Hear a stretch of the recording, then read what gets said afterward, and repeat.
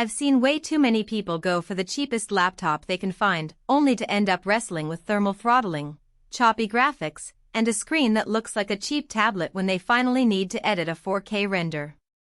That regret curve is real, especially for anyone who spends a full day in Photoshop, Blender, or a machine learning notebook. The question with the Lenovo ThinkPad P1 Gen 7 is whether it feels like a smarter buy or just another pricey gamble. Link is in the description if you want to check the product details on Amazon. When I first held the ThinkPad P1, the first thing that struck me was the balance between a sleek 16-inch chassis and the heft of a true workstation. It's not a typical gaming laptop that screams neon, it's more of a muted professional that still packs an RTX 2080 GPU. That's the sweet spot for creators who need CUDA cores for AI inference but don't want a machine that looks out of place in a boardroom. Let's talk about daily usability.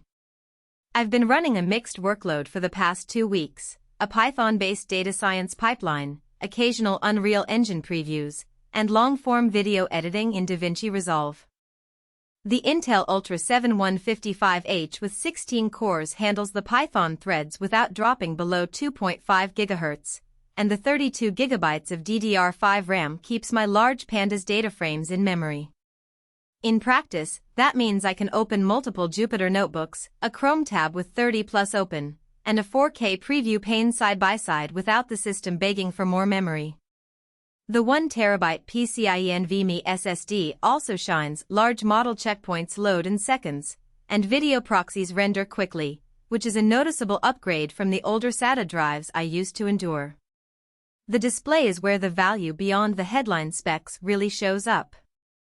A 25601/600 IPS panel at 165 Hz sounds like a gaming brag, but for a creator it translates into smoother timeline scrubbing and less eye strain when you're scrolling through layers for hours. The 500 nits brightness makes a difference on a sunny office floor, and the color gamut covers most of the DCI-P3 space, so you can trust that what you see is close to the final output. I tested it by grading a short clip of outdoor footage. The shadows stayed detailed, and the highlights didn't clip despite the high brightness setting. Now, no device is perfect, and the P1's hidden trade-offs become clear once you dig deeper. First, the thermal design.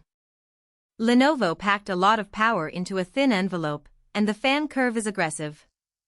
Under a sustained GPU load, say, a 30-minute render in Blender, the laptop climbs to about 90 C and the fans hit a noticeable whine.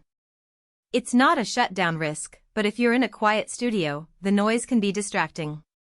A practical workaround is to pair it with a laptop stand that raises the rear, giving the vents a little extra breathing room.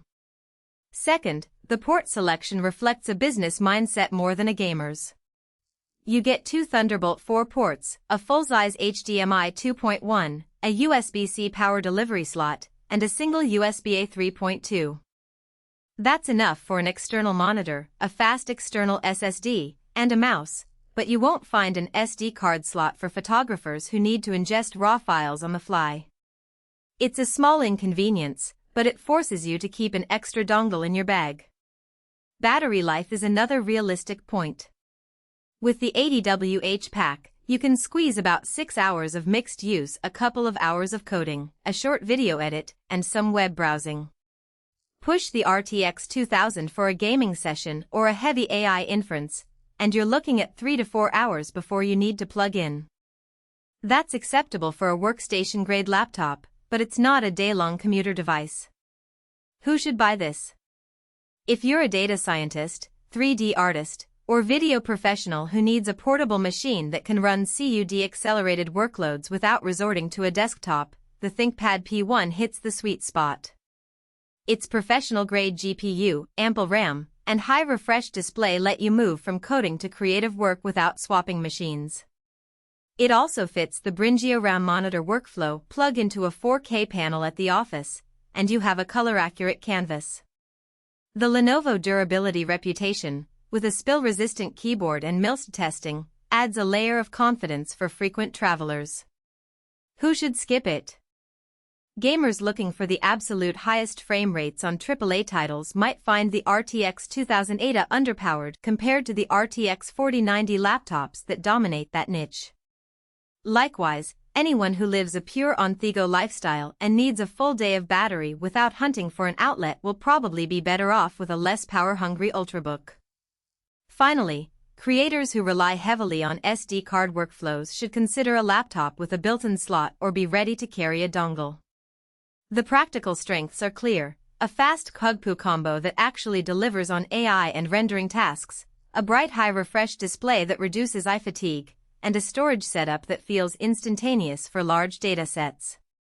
The weaknesses are equally tangible: noticeable fan noise under sustained load, a limited port set for